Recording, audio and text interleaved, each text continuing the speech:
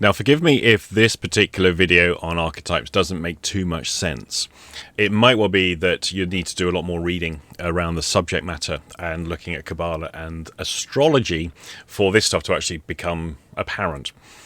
In the first video, I concluded by asking people, so we currently have this issue around the issue of free speech and free speech versus progressive politics. And if free speech is embodying the archetypes expressed through hard, then what is the archetype being expressed by progressive politics that is seeking to... that basically there's a conflict going between what is free speech and whether it should be regulated or not. Now, I'm going to give an answer to that, which I'm hoping will make sense, but I understand it may not make sense to everybody. And I'm also going to basically say that therapists should be embodying everything representative of hard and where things can go very, very wrong. And forgive me, the seagulls are really busy this morning.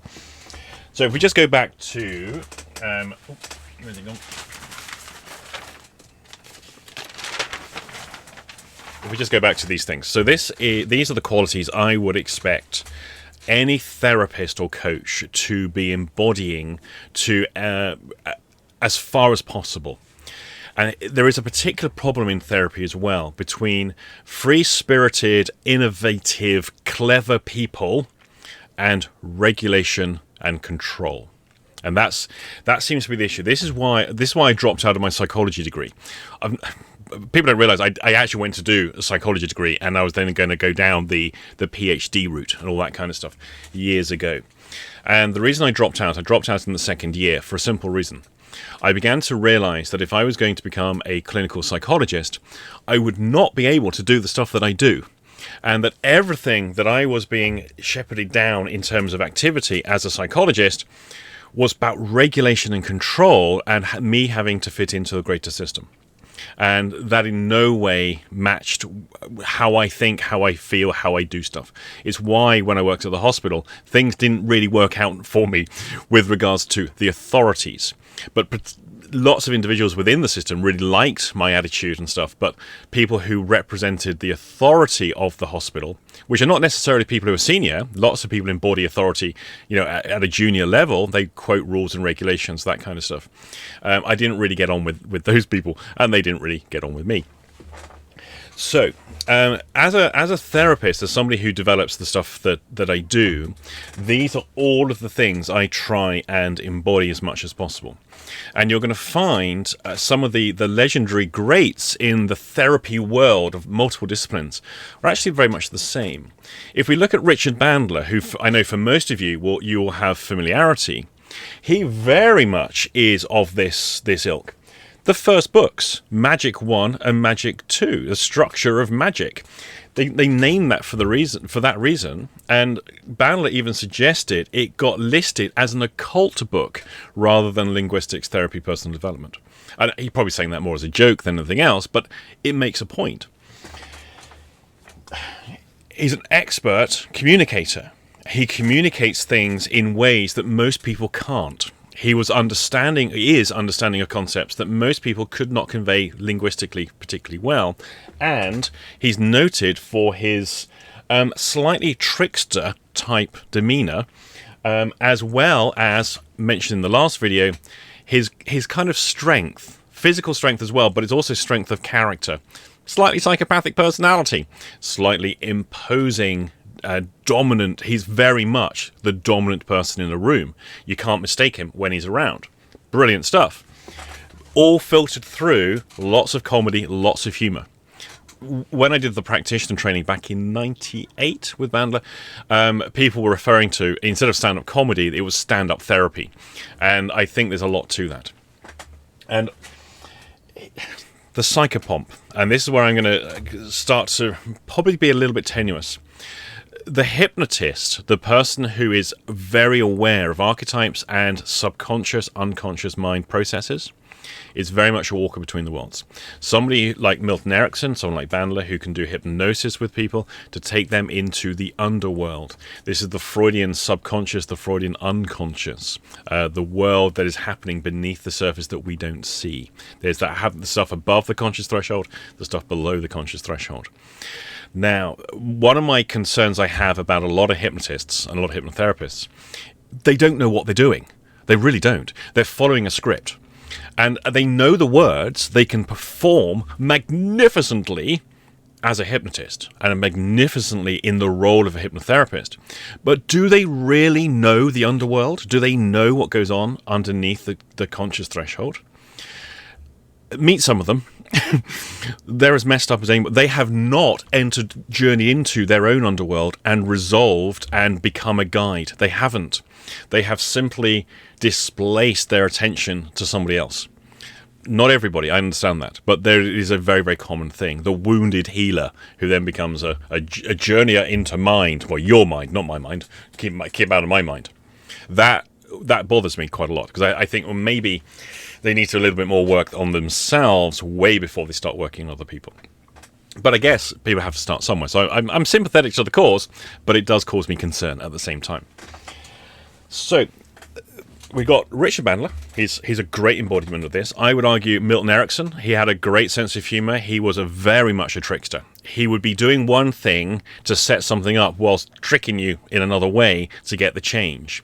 He was a master of communication, absolute master of language, prolific writer, a communicator of truths to people in ways that would both make them laugh, but also engage their conscious attention quite dramatically. And he embodied all of these principles too, and was very much into the archetypes, the science. That he was a doctor by background. I think he was a psychiatrist by background. So he's got all the healing, the science, that kind of stuff. Frank Farrelly is another. Frank preferred the jester. That was his. Frank talked a lot about archetypes, and he liked the jester symbol because he thought the jester symbolized perfectly the educated fool. And this is in tarot, the magus or the magician card versus the fool card, basically rolled into one. It's the Joker card in a contemporary deck of cards. And Farrelly very much embodied all of these principles. A key area, let me just get rid of that. A key area that Frank did have, and I remember a conversation when Nick Kemp was hosting Frank on a regular basis, and then started doing lots of very close work with Frank. Frank started to open up a lot more because he had a regular teaching slot up in Leeds. He started to open up a lot more about his psychic experiences, his occult experiences, and he believed he was clairvoyant and psychic. And I urged Nick to have a conversation with Frank to go, stop him doing that. Because in order to build up the brand of what Frank is presenting, and what he had was fantastic, I did worry that then blending it with psychic forces and that kind of stuff, mystical powers, might be a little bit of a stretch, and to separate those two things out. I thought that was probably quite significant to get the thing established to begin with, and they did actually follow on that.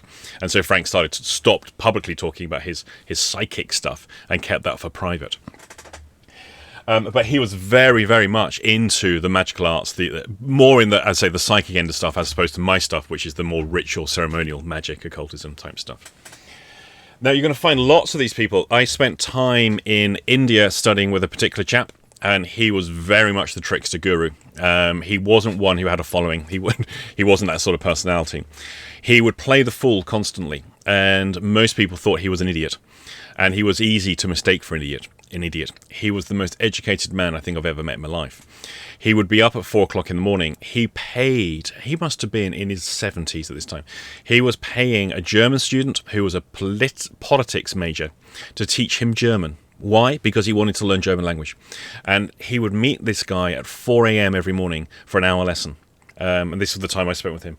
He would collect all the international newspapers of every tourist he could find, and people naturally collected them for him from the town, and he would read all those papers. He understood the financial sections. This guy knew his stuff. He really did.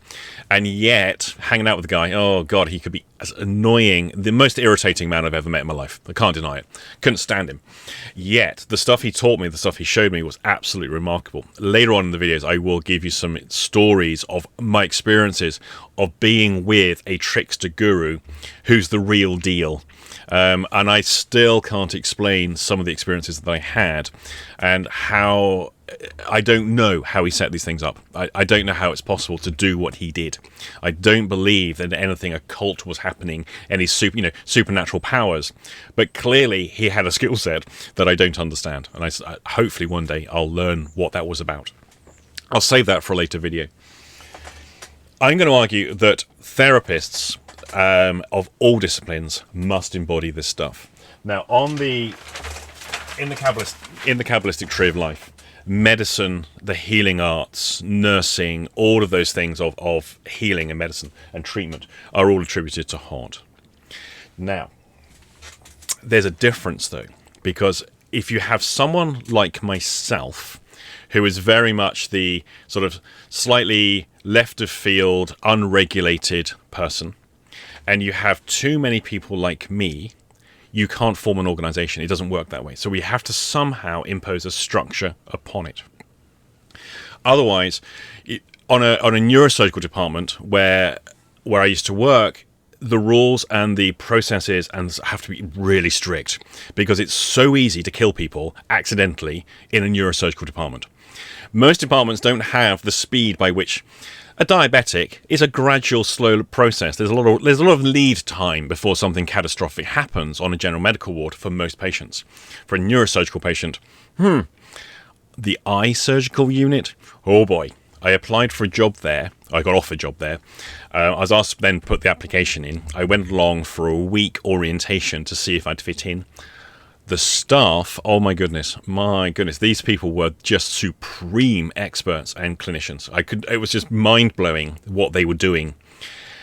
But the strictness of protocol that you have to follow and the precision of absolutely everything, because you're operating on a conscious person's eyeball. Not for me. There is no chance in a million years I'm the personality to work in that environment. So they have to have the imposition of rules, and the neurosurgical department was very much the same. But at the same time, if you have only people running strict protocols and policies, you don't have people who are observing what's going wrong within that structure. Because people can be so blinded by policy, process, and structure, they end up like the Soviet government in its peak communist era, where nothing is working, but they're maintaining a rigid organizational structure in the face of all feedback. Feedback's ignored. And you can find this happen in a lot of organizations where rules become king, rules become supreme. Order is more important than the human experience, and the whole thing fails because we have to have a balance between the two. Now, coming back to the tree of life here, Bina is one of quite a big thing within Kabbalah. I'm only going to look at one particular aspect of Bina, and that is the attribution of the planet, the astrological principle of Saturn. This is where Saturn gets attributed to. Now, astrologically, Saturn is representative of order, rules, duty, regulation, structuring. So it is very much the imposed structure. Simultaneously, though, it is also connected to death, the inevitability, suffering, temptations, all of the negatives as well, and often things like the devils of the different disciplines, Shaitan from the Islamic tradition, Satan, Lucifer, Beelzebub, all those kind of things. Actually, it's Choronzon is the correct term from the Judeo-Christian tradition. So basically, this is also devilish as well. But it's the negative devil, not the positive devil. Get into that later. So largely, this is about structure. It's also about death. So now what we find within the archetypal stories that I've referred to in the previous videos to Hod, there's a constant nod towards death and the underworld, plus also the devil. But how do those things come around? I would argue through an excess of rules, structure, duty, regulation, policy, process, and all the rest, which is too much.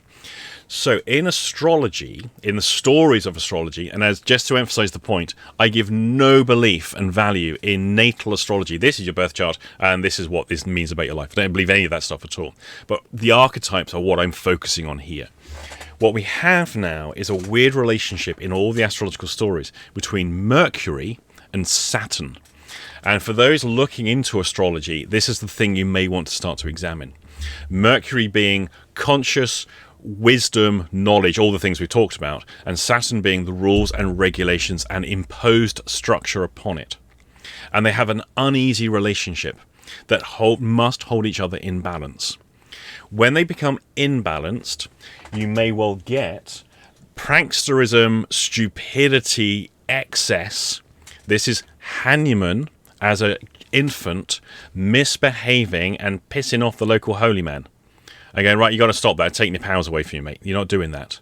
There's an imposed regulation upon Hanuman in that story. And then you have the benefit of the wisdom of the older person, who is now the Magos, the magician, and to an extent the hermit, but that's a different archetypal expression. There's a wisdom that comes with that. So therefore they start to free themselves from the imposed regulation and start to defeat the devil. They start to defeat the Satan, the Shaitan, the Saturnic powers upon them. There's a certain liberation and freedom that comes from that. But in the early stages, that Saturn principle of regulation, order, and control must be imposed to regulate the young magician growing up. So, with that in mind, now we have to look at what happens to therapists and what has happened to therapists. And it's an uneasy relationship that starts to occur. And this is what I've seen over the years. So, in Accident and Emergency, where I spent 2 to 3 years working, I was there during a transitional period in how healthcare is delivered. Now, I was a cardiac nurse. That was my thing, and I tended to deal with mostly cardiac cases and psychiatric cases. No one really liked in the A&E dealing with the psychiatric ones. I loved it, so they sent them all to me. And so that was pretty much how I spent most of my time.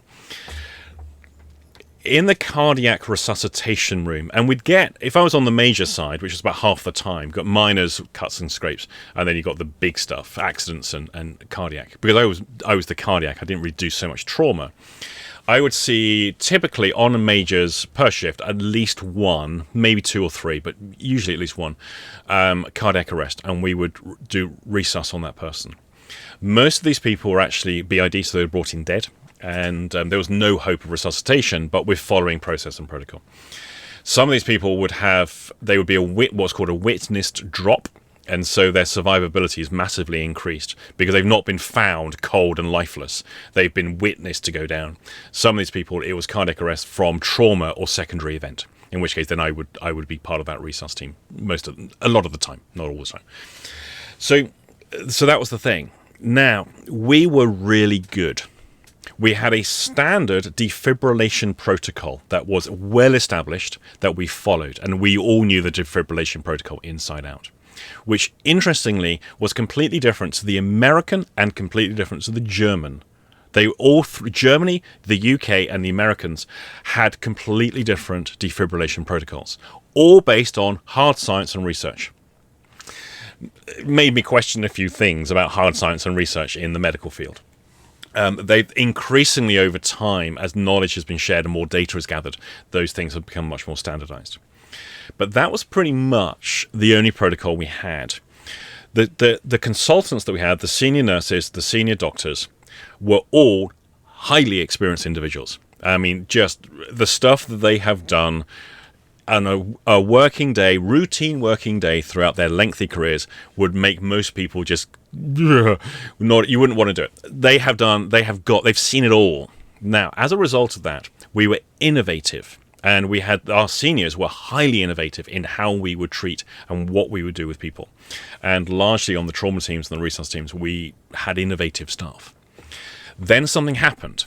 The research standardized the resus protocols. The new cardiac protocol was introduced. As a result of this, we now were not allowed to think for ourselves. We had to follow a strict, exact protocol in order to do any form of resuscitation on anything cardiac. Now, what happened as a result of that worldwide was survival rates for all cardiac cases went up sizably. It was internationally, this had a massive influence on what happened next. But at the same time, by imposing that structure on every clinician, it did something else. It stifled ingenuity. So whilst now we have a standardized thing which will increase survival rates, we also now are guaranteeing the death of certain individuals. I can just think of one particular situation I was in where we had a guy going into left ventricular failure. It was a complicated scenario, but essentially he was coding very, very fast. He was going into total heart failure, and he was going to die within minutes in front of us. Faster than we could get drugs into him to lower the circulating volume to improve cardiac function. One of our doctors had a great idea. It was very obvious what was going to happen here, that we were not going to save this guy. Well, he got a scalpel. He just asked, give me a scalpel. And he took this man's forearm and he sliced straight into the artery in the guy's elbow. I don't know why he chose there. That's where he did. And I held this bowl and we bled this guy a substantial amount of blood. And of course, as he's bleeding out, paradoxically, his cardiac function, his blood pressure actually improves because we're replacing what the diuretics, the emergency diuretics would have done. So that saved this guy's life, and it was quite a remarkable thing. Some of the nurses and some of the other doctors were horrified at what had actually just been done. I know, and that doctor knows, and the senior nurse who was involved in this, we all knew that's the only way that man would have survived. Now, if we had done that following the introduction of the protocol, that man would have died. We would not have been able to do that, and there would have been a serious consequence for having done that particular procedure, because it breaches the protocol. So there's an uneasy balance between imposed structure and ingenuity, wit, cleverness, and use of experience and knowledge. There's an uneasy balance between those two things. And so what now starts to happen is that within medical treatment, you're now up against computer says no. It's like phoning a call center. And this is what's happened in British healthcare. When you phone, you try and get through to a large corporation, and first of all, you can't find a phone number. They make you go through an FAQ, and then they make you go to previously answered questions. And then you have to go through this constant drop down to try and get to a contact number. Then you get to a contact number, then you're into a call center system, which now you have to keep choosing options. And as you keep choosing options, eventually you might actually get to a human, but they may just give you a recording. And eventually, if you get to a human, that human has a task-specific thing they can do. Go, I'm very sorry, you come through to the wrong department. Hang on, I'll just put you through. And they put you through. You're back in a waiting system for 60 minutes, and then you get cut off. The scourge of modern communication. This is the antithesis of everything represented here. This is the exact opposite to everything represented by this archetype. This is nothing but imposed bureaucracy and structure, regulation and standardization that completely stifles all creativity and innovation. The same principles have been introduced into healthcare. And this is why now we will see a lot more people being a lot more frustrated with dealing with orthodox healthcare because of the inability to actually speak to an innovative, creative individual who can listen to you and not reduce you to an automaton for their system. Now, therapy goes through exactly the same thing, where therapists now associate with associations, regulatory bodies, whatever, to give the illusion of qualification. And now what's happening for them is they are increasingly focusing on a status position of importance. Look at me, I'm regulated and I sign up to these codes of conduct. But actually, what have they got to offer the client? Apart from, I've got all this form and regulation. And this is one of the issues, that this archetype is in a very uneasy relationship with imposed structure of the Saturnic archetype. And that that uneasy relationship needs to be in balance. Now what we can start to see is the individual therapist who now is more concerned with their script, their processes, their techniques, and completely forget the human relationship. They forget the skill set of communication. They forget a sense of humor. They forget the compassion and the benefit to mankind that they are bringing, and instead now they're focused on self-importance and regulation and control and rules. and that's their primary focus. And this is where things can go very wrong for people. So what I urge people to do is have a balance between this particular archetype, but also imposed structure, rules, and regulation. Now, as time goes on, there is always ever increasing call for more regulation of the therapy industry. We want more people to be in control. Well, who? Who are you going to appoint to be in control? And what are their motives? Seriously. Because, it's not on there. What we may well find is some of that imposed regulation, some of that those personalities that love rules and regulation are coming from this collection of archetypes, and they're not coming from this collection of archetypes. And essentially, this is the forces of those that fight Satan and the forces of Satan, to use that particular metaphor, in conflict. And the last thing we want is the forces of Satan to run the world. This stuff has been written since time immemorial. Obviously, the Christian religion has epitomized it, but it's not just within Christianity. You're actually going to have to go back several thousand years previously, around about 4000 BC, I think, to look at the Zoroastrian tradition, which very much has the god that's good and the god that's bad, and their uneasy conflict with each other. There's a TV series, and it did lose its way along the way, aptly named Lost. And it's one of those ones, I don't think they knew how they were going to end it when they started it. But it got really popular, then it lulled a little bit, then people wanted to know, how does this end? And then they rewrote it. The latter seasons of Lost, the last 3 seasons, I think it was, where they then complete the story, they take it very much into the forces of good and bad. And that is the archetype expression, so beautifully presented, of the forces of wisdom, knowledge, and all the stuff of Hod, and the forces of Satan, holding each other in a very uneasy relationship. This is the thing that I would urge people to consider as well, is to get those things in balance when you are working with clients. And please, please, please, please, please, if you are a therapist or coach,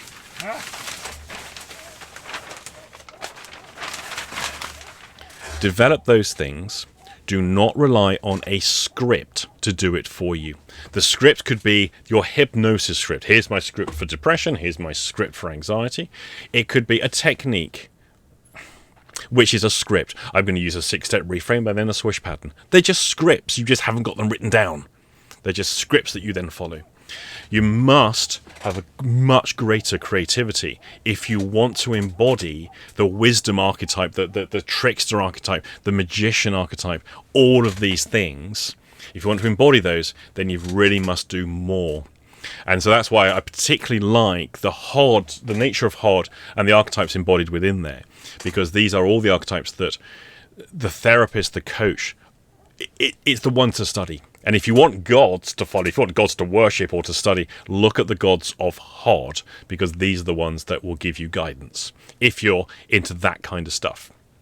Anyway, as always, comments in the comment section. Thank you for clicking the like button as well. I think it helps.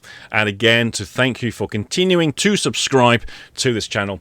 Do please tell others, because the more people in, the better it is for me, actually. So I do thank you for that in advance.